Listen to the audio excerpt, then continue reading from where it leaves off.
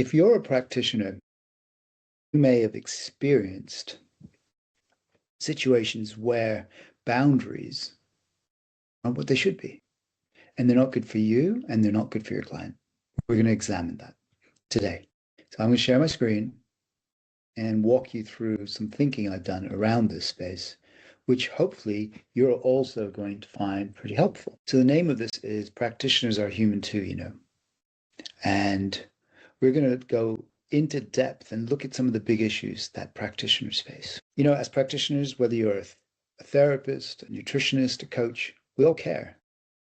We're in the caring profession, but maybe we care too much. Have you ever been through an experience where I've had this, by the way, myself, when clients are contacting me all the time, in the morning, in the evening, via WhatsApp, calling me on the weekend, and I felt, oh, I need to respond because, it's the duty of care. But I was also struggling because this was really becoming quite difficult and encroaching on all sorts of aspects of my life. Another one is, are we charging the right amount? It's a big one. And sometimes we charge less than we should. And what happens is we don't get paid the right amount. So we're going to look at that and see what envelops, because all sorts of things happen when you charge not enough. Or you're just physically, emotionally, psychologically tired because you've taken on too many pro bono clients. And we're going to examine that too. So let's get right into it and discuss how we can work through some of these issues around boundaries. So let's get all goodwill hunting, shall we? And what I mean by that is maybe it's not about your fault. Maybe it's not about professionalism. You're not professional enough. And if you were more professional, this wouldn't happen. Or maybe it's a classic kind of management thing, a time management thing. But the issue is you don't do enough time management properly. Actually, it's none of these things. A better way of looking at it is, how is it a boundary issue? And how are these boundary issues affecting me as a practitioner psychologically and from a neurobiological perspective? So let's get into that and let's discuss that. What if we were to look at this differently? Most practitioners would say, well, I'm just being kind. I don't want to upset people or let people down. And, on the surface, yeah, that looks really good. But underneath, there's some quite big issues. Let's go back to our childhood, okay? Because a lot of our childhood has shaped who we are as adults. Maybe we learned certain ways of behaving that served us. So if we were accommodating, if we were adaptive, maybe we'd have better relationships and we'd feel safety in those relationships. If we felt useful, I had a client who said she used to clean the house all the time. And she did that because she felt her mother would love her more. Maybe we feel we need to be available all the time. Because if we're available, that means we're kind, we're good, we're generous, we're good practitioners. Maybe we learn to be low maintenance. Oh, and it's no bother. It's no big deal. I can do it. Don't worry about me. Tony, don't worry. I know we said 50 minutes, but we can go 1 hour and 30 minutes. No problem. Well, all those behaviors are about creating safety in relationships. And maybe we learned that pattern and maybe we thought that was a good way to go. Maybe that's extended to other areas of our lives. I sometimes hear people talk about with a sort of badge of honor, well, I'm a people pleaser. And it's as if it is a way to say, it's okay, I can do this because I'm a people pleaser. It's identifying with a label. I wonder if we can look at that differently, because when a client reaches out or struggles or needs more beyond the psychological, it's something ancient, something from our childhood that we learned. And the body doesn't ask, is this clinically appropriate?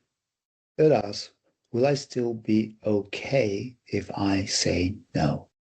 And that's really hard for a lot of practitioners in their professional life as well as their personal lives.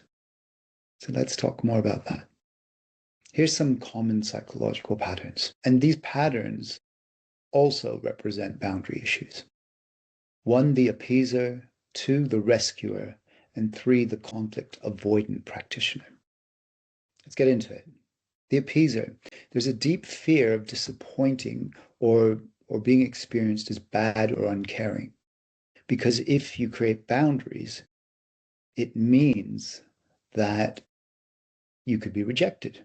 And if we're rejected, what does that mean? It could be loneliness or isolation. And if you're lonely and isolated, then what? It could be painful.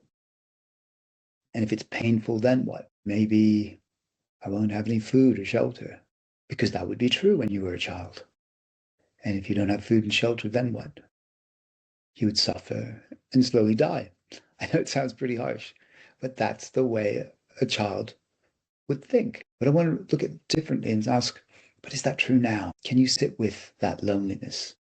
Will you really, eventually be isolated and die? This is difficult stuff, but the more we consider this, the more we look at it, the more we sit with it, the more we realize maybe that's not true. Maybe I'm not that little 6-year-old anymore. Then there's the rescuer.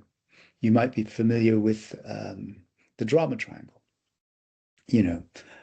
Kaplan's drama triangle, where there's a persecutor. I know it's old-fashioned language.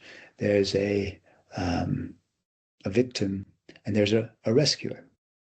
And sometimes people can play both roles. I often use the example of, someone walks into work and says, let's say her name's Jane, and there's also, let's say, Surinder.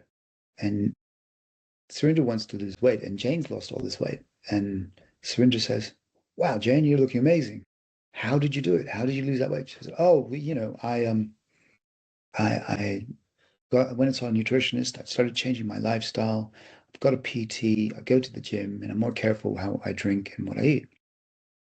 And Surinder says, well, yeah, I tried all that. It doesn't work. And Jane says, well, really great nutritionist from a graduate from the New School of Nutritional Medicine. She might be able to help you, or he might be able to help you. No, I've seen nutritionists before. Well, this PT is amazing. This PT has been really helpful and really understands my body and what I'm experiencing. Maybe I can introduce you. No, PTs are no good. I've tried PTs. Okay, well, I'm happy to share what I'm eating and what my sort of meal prep is like and how my lifestyle, if that, no, that will never work. And you can see in that little scenario, there's a persecutor, Surinder, there's a victim, Surinder, and there's a rescuer, Jane. And, particularly in the helping professions, we have this desire to be the rescuer. And I'm wondering, how helpful is it to always be the rescuer? I wonder if actually our role is to facilitate the body to heal, facilitate the mind to heal, and maybe relinquish this desire to be the healer, because we're not healers. The body heals, the mind heals. Maybe the work we do supports them. Maybe the work we do creates ways for things to be unblocked. Maybe if you're a nutritionist, for example, you can provide counsel, expert advice, but ultimately it's the client who decides. Or if you're a coach or a therapist, you can't change people. We can't change anybody. Maybe when we charge properly, charge the right fees, it feels selfish. But actually it's not. And maybe saying no feels like abandoning someone. But we all have to take agency and responsibility for our lives. And we can do what we can do in that therapy hour or that nutritional hour. Outside of that, it's the client's responsibility. Conflict avoidant practitioner. So you imagine boundaries will cause rupture, anger, withdrawal. So you avoid them altogether because maybe when you were younger, you learned that conflict is bad. Conflict means I'll be unsafe. Conflict means I might get in trouble. Conflict means I might get shamed. We can address a lot of this stuff. We're going to get into that in a bit more detail. But it's not about saying that you're mean or you're weak. It's really a nervous system response. And you've learned that closeness is required not considering your own needs. So let's get into a little bit more about this and think about the nervous system and what role the nervous system plays. See, you don't struggle with boundaries because you don't understand them. I think you get them very clearly. The struggle is because your nervous system experiences them as a threat. You know the classic thing, you experience a threat. It could be physical, but it could also be psychological. And next thing you know, your adrenaline and noradrenaline is pumping through the body, and there's a sympathetic response. But saying no or not replying immediately or charging properly can trigger this sympathetic response. It can create anxiety, psychological anxiety. It can create guilt or shame. It might be a physiological response in the body, tightness in the chest, tightness in the stomach, weakness in the arms, tightness in the jaw, and so on. Or we can start to over-explain or justify why we're doing what we do. And so it might feel easier to appease or to acquiesce because that's more like regulation. But what happens is, if you do this over and over and over again, clients contacting you all the time through all sorts of channels, you feel bombarded, not charging properly to the extent that actually you might be losing money. And the only person making money here is the tax man or woman or person. Or you're just feeling so tired and resentful. You're actually dreading another session because you're doing it so many pro bonos that burnout creeps in. So this is not about a psychological failure. This is not about that.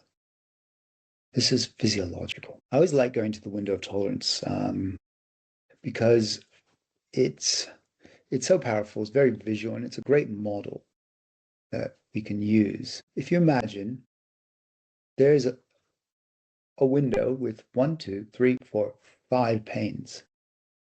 The ideal one is the window of tolerance. This is where we can adapt. We have psychological resilience to threats and difficulties and adversity. So when things go wrong, we can adapt. We can respond. We can bounce back. But outside of that window of tolerance, let's say if you're hyper-aroused, then there's 2 stages. There's a panel of dysregulation where there's discomfort outside of this window of tolerance, and you're feeling agitated, activated, and frustrated. And then when you go beyond that, now you're getting to moving more towards hypervigilance. It feels too much, and you're moving to a fight or flight response, and you're anxious, and you're angry, and rageful, and overwhelmed, and impulsive, and your body feels out of control, and you feel rigid. And if you keep going further along that hyperarousal, that's when we get towards PTSD. The other side of that is kind of going the opposite way. It's the dysregulation, and in that you also experience discomfort, but you feel depressed, you feel slow, lethargic, or zoned out, like not caring. And then when you take that to the extreme, it becomes hypoarousal, and you freeze. You feel isolated, you withdraw, you feel empty, you dissociate, and you detach. And there are different ways of your body keeping you protected. What does this got to do with boundaries? Well, everything really. We can use our body to help us regulate. We'll get into that in a bit more, but there's so many good things we can do. Say, for example, if you're feeling dysregulated from a hyperarousal perspective, what can we do to down-regulate? Can we use breath work? Can we use the 4-7-15 technique? Can we listen to music that's, let's say, 50 to 80 beats per minute, maybe a little less drum and bass right now? Can we have a conversation with someone who will make us feel safe? Can we do something like havering? Use our body to also support us. Can we use smell? Can we use sound? If you're Buddhist, or not Buddhist, or you can use an Om You can use sound to support you. That's using the body. You could use yoga. You can even use mindfulness meditation.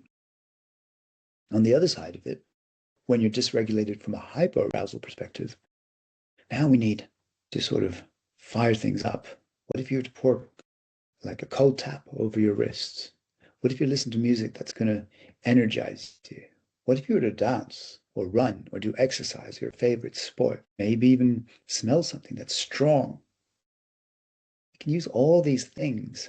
We can use nature to support us, to move so that we can move back into that window of tolerance. I'm going to go into a little bit more detail practically from a psychological perspective in a minute, but I just really wanted to highlight how our body is so powerful. And we are our body. It's not like we can segregate the two. So often I say, rather than being prescriptive, why don't you check in with yourself? What do I need in this moment? Sometimes you might need to go for a run or a walk. Sometimes you might need to call a friend. Sometimes, depending on where you are on that window of tolerance, you might need to go the opposite. Spend time alone, spend time in nature, or spend time with your pet. There are a lot of options. And you've got to work out what's right for you. So what can we do? Psychologically, physiologically, and we've already gone through a lot of practical stuff, but let's ask this question. What is my job here? Is it your job to meet their every need? Is it your job to respond to every call, to every WhatsApp? Is it your job to offer services for free all the time? Is it your job to actually lose money doing this? Maybe your job is to be the practitioner, to hold the space. Yes, give expert counsel and advice, but you can't do it for them.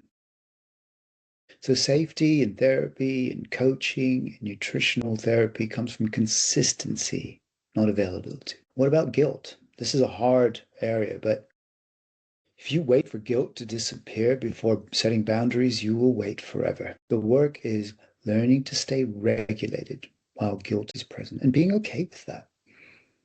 And recognizing that no catastrophe will happen. Finally, how do you work in an embodied way, not just cognitive? I want you to imagine this. What happens in your body when you say, I'm going to raise my fees? What do you notice? What's going on? What do you notice in your body when, for example, you don't respond immediately? So I can wait on that. Finally, what if you don't offer a low cost rate or a pro bono rate? Notice what's going on in your body. Notice what's going on in your emotions. Notice what's going on with your cognitions. And allow. Oftentimes we feel like we've got to fix, but we are doing the work. But it also takes our clients to do their work too. So psychology isn't enough. What can we do pragmatically?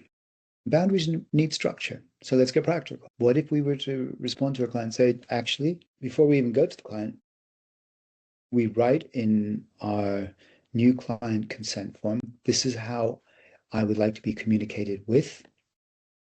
Maybe one communication channel. Maybe it would be you can email me, I will respond, but I can't guarantee when I'll respond and how quickly. Might be 24 or 48 hours. It might be, if you're a therapist or a coach, we'll talk about it in the next session. That's what I do. I know a chief exec of a research company, and at the bottom of his email, he says, I'm often doing research, so I'm away on projects. I will check your email. I will respond, but I cannot guarantee I'll respond quickly. He is making the implicit explicit. Why don't we do that? Next, fees have multiple meanings. And you know what? Fees are important because they protect you, but they also protect the work. There has to be an exchange. You've spent hundreds of hours, numbers of years, training, learning, relearning, researching, referencing, citations, doing group work, working with real people, practicing, doing clinics. They're not paying for 1 hour of your time. They're paying for hundreds of hours of experience. If your fees don't support you, we both know resentment will soon expand and present. Finally, pro bono. Ooh, Yes, I totally value pro bono. I do pro bono myself, but we've got to ask ourselves, what is the right level? If you're doing more pro bono than actual client work, I would question that. I'm not being prescriptive and saying this is what you got to do. Not that long ago, I spoke with a therapist who's got probably 30 years experience. She said to me, I only do up to 12 sessions pro bono. I don't do open-ended.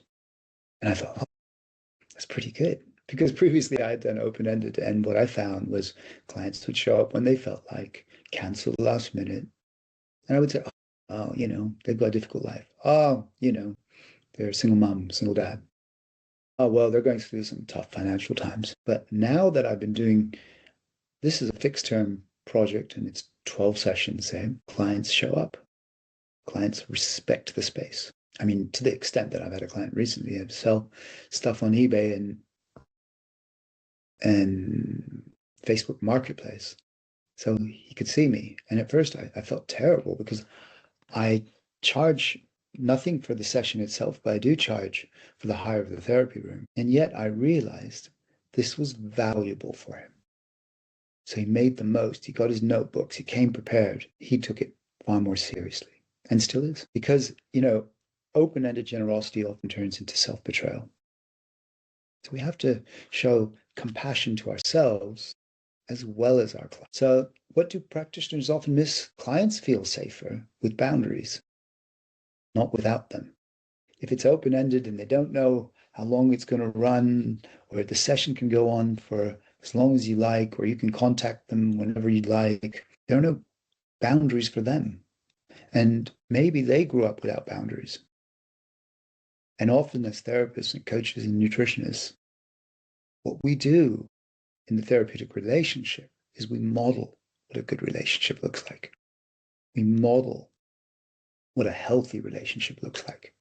We model safety by boundaries, by saying we start at this time, we finish at this time. With me, I insist that they pay up front, even before the session.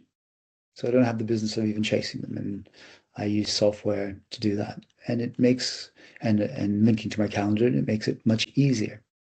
Everybody's clear on how it works. Number two, boundary struggles often mirror the client's material. And that's counter-transference, not compassion. So if they're coming in without boundaries and then you're reflecting that, then that's counter-transference and that's not helping anybody. And finally, burnout is often delayed grief or having abandoned yourself. And I know that sounds strong. I have experienced burnout. I know what it's like. I went through a phase of believing I can support everybody, but I failed to support and show compassion for myself. And I numbed, I couldn't think straight.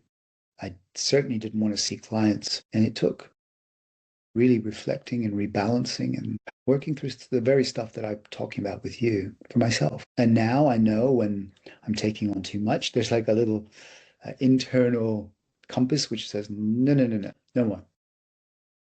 And I listen to myself. So sometimes we need to really listen to our bodies, to our hearts, to our minds, to our intuition.